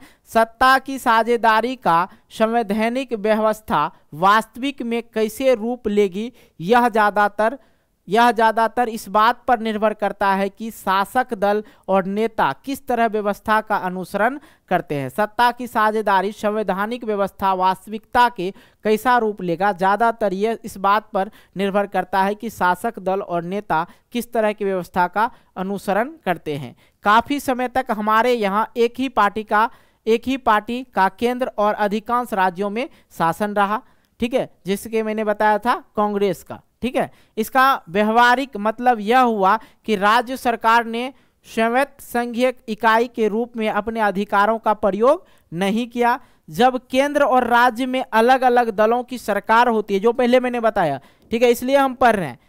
जब केंद्र और राज्य में अलग अलग दलों की सरकार होती है तो केंद्र सरकार ने राज्यों के अधिकारों को अनदेखी करने की कोशिश की। उन दिनों केंद्र सरकार अक्सर संवैधानिक प्रावधानों का दुरुपयोग करके विपक्षी दलों के राज्य सरकारों को भंग कर देती थी, ठीक है। ये चीजें मैंने पहले बताया था, जिसे बताया था कि बीजेपी जो था नीतीश कुमार जी के साथ थे, फिर आगे आरजेडी के साथ, ये चीज मैंने चर्चा कर ही दिया था, ठीक है। यह संघवाद की भावना है कि प्रतिकूल काम 1990 के बाद यह स्थिति काफी बदल गया। इस अवधि में देश के अनेक राज्यों में क्षेत्रीय दलों के उदय हुआ। यही दौर केंद्र गठबंधन सरकार की शुरुआत किया था।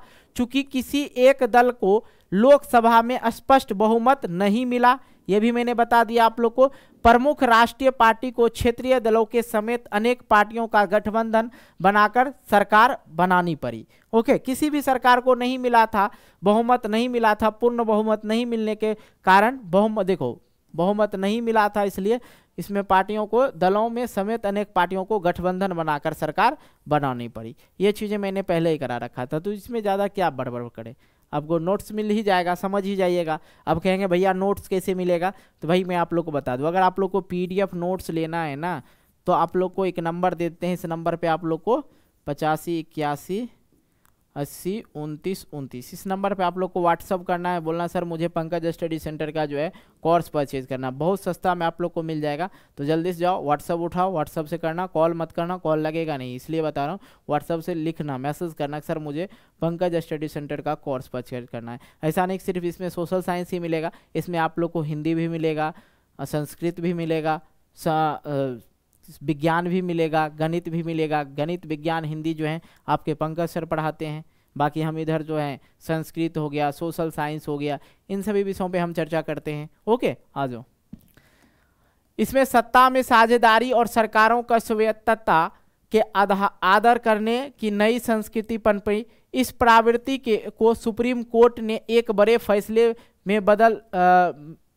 फैसले में भी बल दिया और इस फैसले के कारण राज्य सरकार को मनमाने ढंग से भंग करना केंद्र सरकार के लिए मुश्किल हो गया। इस प्रकार आज संघीय व्यवस्था के तहत सत्ता की साझेदारी संविधान लागू होने के तत्काल बाद वाले दौर की तुलना में ज़्यादा प्रभावी है। इसमें ज़्यादा हम टेंटे नहीं करेंगे, जो चीज़ें मैंने आप लोग को पहले पढ़ाया था वही चीज़ें यहाँ पे मैं आप लोग को ये नोट्स पढ़ के सुना रहा हूँ, ज़्यादा कुछ नहीं कर रहा हूँ, क्योंकि इन सभी चीज़ों के बारे में हमने चर्चा कर रखा है। अब आता है गठबंधन की सरकार। तो बेटा मैंने आप लोग को बता दिया, गठबंधन की सरकार एक से अधिक राजनीतिक दलों के द्वारा मिलकर बनाई गई सरकार को गठबंधन की सरकार कहते हैं। जैसे कि मैंने बिहार वाला उदाहरण दिया था आप लोग को कि उस बीजेपी से हट के किस में आ गया, आरजेडी में आ गया, आरजेडी का सरकार हो गया बिहार में। अनुसूचित भाषाएं वे भाषाएं जिन्हें भारतीय संविधान की 8वीं अनुसूची में रखा गया, उन्हें अनुसूचित भाषाएं बोला जाता है। ये सब पॉइंट था। भाषाएं राज्य क्यों? ठीक है, राज्यों की भी अपनी भाषाएं हैं, राज्यों का अपना अधिकांश काम अपने राजभाषा में ही होता है। अब यूपी में देख लो भाई हिंदी बोला जाता है, बिहार में देख लो हिंदी बोला जाता है, एमपी में भी लगभग हिंदी ही बोला जाता है। तो इन सभी राज्यों में जो है ज़्यादातर हिंदी ही बोला जाता है। भारत में 46% लोग जो है हिंदी ही बोलते हैं, इसलिए भारत के जो है मातृभाषा के रूप में हिंदी को रखा गया है। लेकिन सभी राज्यों का तो भाषा एक नहीं है। बंगाल जाओ बंगाली भाषा बोलेगा, बंगाली बोलेगा लोग। तमिल चले जाओ, हैदराबाद चले जाओ, वहाँ पे अलग अलग भाषा है, सब जगह का अलग अलग भाषा है। ठीक है, तो अपने राज्य में आप अपना काम कर सकते हैं, अपने भाषा के अनुसार, ज़्यादा कुछ नहीं होता है। संविधान के अनुसार सरकारी कामकाज के भाषा के तौर पर अंग्रेजी का प्रयोग 1965 में ही बंद हो जाना चाहिए था, पर अनेक गैर हिंदी भाषा प्रदेशों ने मांग की कि अंग्रेजी भाषा का प्रयोग जारी रखा जाए। ठीक है, अब हुआ यहाँ पे कि भाई 1965 ईस्वी में अंग्रेजी भाषा को जो है बंद करने का प्रावधान आ चुका था कि भाई अंग्रेज गया, अंग्रेजी बंद कर दो। लेकिन कुछ लोगों ने सोचा भाई फिर अंग्रेजी भाषा अगर नहीं रहा तो सब राज्य का जो अलग अलग भाषा है तो फिर तो दिक्कत करेगा, समस्या खड़ा करेगा ना मेरे भाई। तो इसलिए सोचा कि नहीं, अंग्रेजी को रहने दो, इंटरनेशनल लैंग्वेज, अंतर्राष्ट्रीय भाषा के रूप में हम लोग अंग्रेजी का प्रयोग करते हैं। अब किसी भी देश में चल जाए, चाइना चले जाओ, चाइना में भी इंग्लिश बोलोगे तो समझ जाएगा, लेकिन हिंदी में 10 को अगर याद हो तब फिर भी उनको समझ में नहीं आएगा। तमिलनाडु अच्छा अंग्रेजी का प्रयोग जारी रखा जाए। तमिलनाडु में तो इस मांग से उग्र रूप ले लिया था। केंद्र सरकार ने हिंदी के साथ साथ अंग्रेजी को राजकीय कामों में भी प्रयोग की अनुमति देकर इस विवाद को जो है सुलझाया। ओके, राजभाषा के रूप में हिंदी का बढ़ावा देने की भारत सरकार की नीति बनी हुई है, पर बढ़ावा देने का मतलब यह नहीं हुआ कि केंद्र सरकार उन राज्यों पर भी हिंदी थोप सकती है जहां के लोग कोई और भाषा बोलते हैं। ठीक है, भारतीय राजनेताओं ने इस मामले में लचीला रुख अपनाया और उसी से हम श्रीलंका जैसी स्थिति में पहुंचने से बच गए। सिंहली तमिल, मैंने श्रीलंका की कहानी बताया था ना, वहाँ पे सिंहली बोलने वाला था, तमिल बोलने वाला था, कुछ फ्रेंच बोलने वाला था, भाषा के लिए वहाँ पे विवाद हुआ था, जो कि जिसके बारे में मैंने पार्ट 1 कहते हैं अध्याय 1 में जो आप लोग को चर्चा कर रखे हैं। ओके, भारत में भाषीय विविध 1991 की जनगणना के अनुसार भारत में 1500 अलग अलग भाषाएं हैं। 1991 में भाषा का जनगणना हुआ था, उसमें 1500 जो भाषा है भारत का जो है 1500 भाषा है। ठीक है, अलग अलग भाषा है। इन भाषाओं का कुछ मुख्य भाषाओं के समूह में रखा गया। उदाहरण के लिए जैसे भोजपुरी हो गया, मगधी हो गया, बंदेल खड़ी हो गया, छत्तीसगढ़ी हो गया, राजस्थानी हो गया, भीली हो गया। कई अन्य भाषाओं को हिंदी के समूह में रखा गया। अब भैया भोजपुरी बोलेंगे तो हिंदी वाला भी समझ जाए, का हो का हाल बा, तो हिंदी वाला समझ जाता है ना, कह रहा कि क्या हाल है, कैसन बारे, ऐसे बोलते हैं, कैसन बारो, है कि नहीं। अब भोजपुरी गाना देखते हैं कितना ट्रेंडिंग में जाते रहता है। वही चीज़ है, मगही हो गया, मगही भी आप समझ सकते हैं, कहीं कोई दिक्कत नहीं है। छत्तीसगढ़ की जो भाषा वो भी समझ सकते हैं, राजस्थानी भाषा वो भी समझ सकते हैं, इसलिए हिंदी के समूह में रखा गया। विभिन्न भाषाओं के समूह बनाने के बाद भारत में 114 भाषा जो है मुख्य रूप से हुआ। कितना, 1500 को कन्वर्ट कर दिया 114 भाषा में। इनमें 22 भाषाओं को संविधान के 8वें अनुसूची में जो है रखा गया है। ओके, अन्य भाषाओं को अनुसूचित भाषा कहा जाता है। और इस तरह से भाषाओं के मामले में भारत दुनिया का सबसे विविध देश है। दुनिया के सबसे विविध देश है मतलब भिन्न देश है, सबसे ज़्यादा भाषा बोला जाता है भारत के अंतर्गत। ओके, आइए आगे हम लोग समझते हैं। भारत में विकेंद्रीकरण समझते हैं हम लोग। भारत एक विशाल देश है जहां 2 स्तर वाली सरकार काम चलाना बहुत मुश्किल काम था। अब भैया एक बात बताओ, यहाँ पे अगर हम एक उदाहरण के लेके आपको समझा दे तो आप कहेंगे जी सर आराम से समझिए, हाँ समझ जाइएगा ना, कहिएगा जी हाँ समझे। केंद्र पूरे भारत पे राज करता है, शासन करता है मोदी जी। अब बिहार और यूपी जो भी ले लो, पूरे यूपी पे कौन ले गए, योगी जी, बिहार में नीतीश जी। तो ये तो अब देखो ये तो अपना राज्य संभालेंगे, राज्य संभालने। अब भैया वहाँ पे होता दिक्कत है क्या कि अब इसके बावजूद भी गांव के विकास के बारे में कौन सोचेंगे। वहाँ तो मरेगा कटेगा, 10 दिन बाद पता चलेगा कि ये ना बात हुआ है। तो इसलिए वहाँ के भी शासन व्यवस्था को तो राज्य सरकार विकेंद्रित कर दिया। ठीक है, अपने सत्ता को विभाजित कर दिया, बांट दिया। ठीक है, देखो कैसे तो उसी को विकेंद्रीकृत कहा जाता है, विकेंद्रीकरण कहा जाता है। भारत एक विशाल देश है जहां 2 स्तर वाली सरकार से काम चलना बहुत मुश्किल काम था। भारत के कुछ राज्य तो यूरोप के कई देशों से भी बड़ा है जनसंख्या के मामले में। उत्तर प्रदेश जो है अपना वो रूस से भी बड़ा है, दुनिया का सबसे बड़ा देश रूस है, उससे भी जनसंख्या के मामले में उत्तर प्रदेश बड़ा है, याद रखिएगा। हो समझ में आ रहा है, रूस से भी जो है जनसंख्या के मामले में उत्तर प्रदेश बड़ा है। अब बताइए उत्तर प्रदेश यूपी में कितना जनसंख्या है। इस राज्य के विभिन्न क्षेत्रों में बोली खान पान और संस्कृति की विविधताओं को देखने को मिलता है। कई स्थानीय मुद्दे ऐसे होते हैं जिनका निपटारा स्थानीय स्तर पर ही किया जाता है। अब मान लिया जाए लड़का लड़की में प्यार होता है, मामला जाता है पहले मुखिया के पास, तब कोर्ट कचहरी देखता है कि नहीं। केकरो पैसा ले लिया नहीं दे रहा है, वो जाके कहेगा कोर्ट में 100 रुपया हमारे नहीं दे रहा है पंकज सर जी, तब हम इस चीज़ को कोर्ट में ले जाएंगे? नहीं ले जाएंगे। पंकज सर जी से ऐसे फरिया लेंगे हम, और ज़्यादा लड़ाई झगड़ा हुआ तो कौन आएंगे? मुखिया जी आएंगे। कहा है तुम लोग लड़ रहा है जी, हम कहेंगे 100 रुपया मेरा नहीं दे रहा मुखिया जी, अच्छा चलो ठीक है हम दिलाते हैं। तो ये उस मामला को वहीं पे हम लोग पंचायत में ही निपट लेते हैं। तो कई स्थानीय मुद्दे ऐसे होते हैं जिनका निपटारा स्थानीय स्तर पर ही किया जा सकता है। स्थानीय सरकार के माध्यम से ही सरकारी तंत्र में लोगों को सीधी भागीदारी सुनिश्चित होती है। इसलिए भारत में सरकार के एक तीसरे स्तर को भी बनाने का जरूरत महसूस हुआ, ठीक है, जिसका नाम है भाई पंचायती राज। गांव के स्तर पर स्थानीय शासन पंचायती राज कहलाता है। दिसंबर 1992 में भारतीय संसद ने संविधान के 73वें और 74वें संशोधन को मंजूरी प्रदान की और इसके बाद भारत में स्थानीय स्वशासन निकायों संवैधानिक दर्जा प्रदान किया और भारत में पंचायती राज व्यवस्था को क्या किया? मजबूत बनाया। 1992 के पंचायती राज व्यवस्था का प्रमुख प्रावधान क्या क्या था, आइए हम लोग समझते हैं। अब स्थानीय स्वशासी निकायों के चुनाव नियमित रूप से करना संवैधानिक बाध्यता, ठीक है। इसमें जो हुआ कि अब स्थानीय जो लोग थे उसमें भी क्या होगा? चुनाव होगा भाई, ठीक है। सरपंच कौन बनेगा, मुखिया कौन बनेगा, समिति कौन बनेगा, इस चीज के लिए जनता को ऊपर फेंक दिया कि भाई तुम अपना निपट लो, किसको चुनना है नहीं चुनना है। निर्वाचित स्वशासी निकायों के सदस्य और पदाधिकारियों के पदों पर अनुसूचित जाति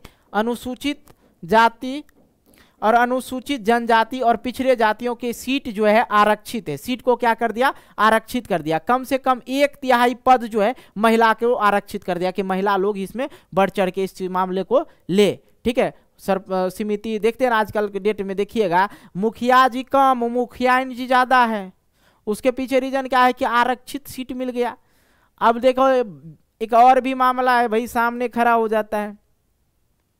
मुखिया जी अगर नहीं जीते, अगर मुखिया जी जीत गए तो वो समस्या है। समस्या ये है कि मुखिया जी कहलाएगा उनके पति और मुखिया जी कहलाएंगे सब काम, सब जगह जाना आना, ब्लॉक जाना, राष्ट्रगान गाना, सब काम कौन करते हैं? तो मुखिया जी करते हैं, मुखिया जी नहीं करते हैं। अगर आप लोग पंचायत वेब सीरीज नहीं देखे हैं तो अगर अभी तो आप लोग के पास समय भी नहीं होगा, मत देखिएगा, एग्जाम के बाद देख लीजिएगा पंचायत वेब सीरीज, उसमें देखिएगा किस तरह से इस चीज का व्याख्या किया गया है, ठीक है। तो 1/3 पद महिलाओं के लिए आरक्षित है। हर राज्य में पंचायत और नगरपालिका चुनाव कराने के लिए राज्य चुनाव आयोग नामक स्वतंत्रता संस्था का गठन किया है। राज्य सरकारों को अपने राजस्व और अधिकारों को कुछ हिस्से इन स्थानीय स्वशासी निकायों को देना पड़ता है, ठीक है। राज्य सरकार को जो है सारा शासन अपने स्तर पे नहीं ले लेते, इन सभी को भी बांट देता है कि भाई तुम गांव का विकास करना, ये इस चीज़ से विकास करना। जिला परिषद को कहता है भाई जिला में जो भी चीज़ें हैं आपके जिला परिषद क्षेत्र में जो भी आते हैं उन समस्याओं को सुलझाना, ठीक है, ये सब जो है बांट देते हैं। ग्राम पंचायत में भी प्रत्येक गांव या ग्राम समूह, अगर मैं बात करूं ग्राम पंचायत किसको कहते हैं? प्रत्येक गांव या ग्राम समूह की एक पंचायत होती है जिसमें कई सदस्य और एक अध्यक्ष होते हैं। प्रधान अध्यक्ष सरपंच होता है। प्रधान अध्यक्ष कौन होता है इसमें? सरपंच होता है, ठीक है। पंचायत समिति, कई ग्राम पंचायत मिलकर मंडल समिति या पंचायत समिति का गठन करती है। इसके सदस्यों का चुनाव उस इलाके के सभी पंचायत सदस्य करते हैं। कौन करते हैं? पंचायत सदस्य करते हैं। इसमें आ जाता है जल प्रबंधन समिति, स्वास्थ्य एवं कल्याण समिति, प्रशासनिक समिति, शिक्षा समिति, निर्माण कार्य समिति, नियोजन एवं विकास समिति। ग्राम पंचायत की समितियां का ही ये सब काम है। ओके, आइए आगे हम लोग समझते हैं पंचायत का जो मुख्य परेशानी है। पंचायतों का जो मुख्य परेशानी है जागरूकता का अभाव, जो मैंने आप लोग को बताया भैया, दारू दिया वोट दिया, साड़ी दिया वोट दिया, पहले की बात छोड़ देता है। लोग कैसा है ये लोग नहीं देखते हैं, ठीक है, किस प्रकार से हम मुखिया बनाएंगे, सरपंच को बनाएंगे ताकि सही निर्णय ले सके, ये सब। धन का भी अभाव है पंचायत में, क्या है, धन का अभाव है। गांव ग्रामीण लोग, गांव जहाँ है वहीं पे पंचायत भी है, हो समझ लीजिए, जहाँ गांव वाला इलाका है वहीं पे पंचायत भी है, ठीक है। तो ये चीजें होती है। अधिकारियों का मनमानी, देखिएगा कि जातीय आवास आप लोग बनाने जाइएगा ना तो वहां पे कहेगा अभी नहीं बनेगा, 100 रुपया पीछे से दे दीजिए, रुकिए ना तुरंत हो जाएगा, 1 घंटा में दे देंगे। तो ये अधिकारियों का मनमानी होता है, पुलिसों का मनमानी होता है, जन सहभागिता में कमी होता है, और केंद्र राज्य सरकार द्वारा समय पर वित्तीय सहायता उपलब्ध नहीं कराते हैं। जो केंद्र और राज्य सरकार होते हैं वो सही पे धनराशि भी नहीं देते उन लोग को, जैसे पुल निर्माण करना है, बांध निर्माण करना, सही से उस चीज़ों पे भी ध्यान नहीं दिया जाता है। चुनाव नियमित रूप से नहीं होता। चुनाव जो है, जो चुनाव का नियम होना चाहिए, पंचायती राज चुनाव जो होता है वो पूर्णतः नियम पे नहीं होता है, ठीक है। चलिए आइए जिला परिषद समझते हैं। किसी जिले के सभी पंचायत समितियों को मिलकर जिला परिषद का गठन होता है। जो जिला परिषद होता है, सब एक जिला का जितने भी समिति होता है जो क्षेत्र में आता है, उस सभी समिति जो है एक जिला परिषद, किसी जिले के सभी पंचायत समिति मिलकर जिला परिषद का क्या करता है, गठन करता है, बनाता है। जिला परिषद के अधिकांश सदस्यों का चुनाव होता है, ठीक है। जिला परिषद के अधिकांश सदस्यों का चुनाव होता है। जिला परिषद में उसे जिले से लोकसभा और विधानसभा के लिए चुने गए सांसद और विधायक तथा जिला स्तर के संस्थाओं के कुछ अधिकारी भी सदस्य के रूप में होते हैं। जिला परिषद का प्रमुख इस परिषद के राजनीतिक प्रधान होते हैं। जिला परिषद का जो प्रमुख होता है इस परिषद के राजनीतिक प्रधान होते हैं। ओके, ये चीज समझ में आ गया। ये सब चीज से ज्यादा आप लोग को पूछा नहीं जाएगा। नगर निगम के बारे में समझ लेते हैं। इस प्रकार स्थानीय शासन वाली संस्थाएं शहरों में भी काम करती है। छोटे शहरों में नगर पालिका होता है। याद रखना, जो छोटा शहर है वहां पे क्या होगा, नगर पालिका होगा, और जो बड़ा शहर है वहां पे क्या होगा, नगर निगम होगा, ठीक है। नगर पालिका और नगर निगम दोनों का कामकाज निर्वाचित प्रतिनिधि करते हैं जो चुनाव में आते हैं, ठीक है। चेयरमैन ना बोला जाता है जी, हाँ चेयरमैन बोला जाता है, चेयरमैन का काम होता है।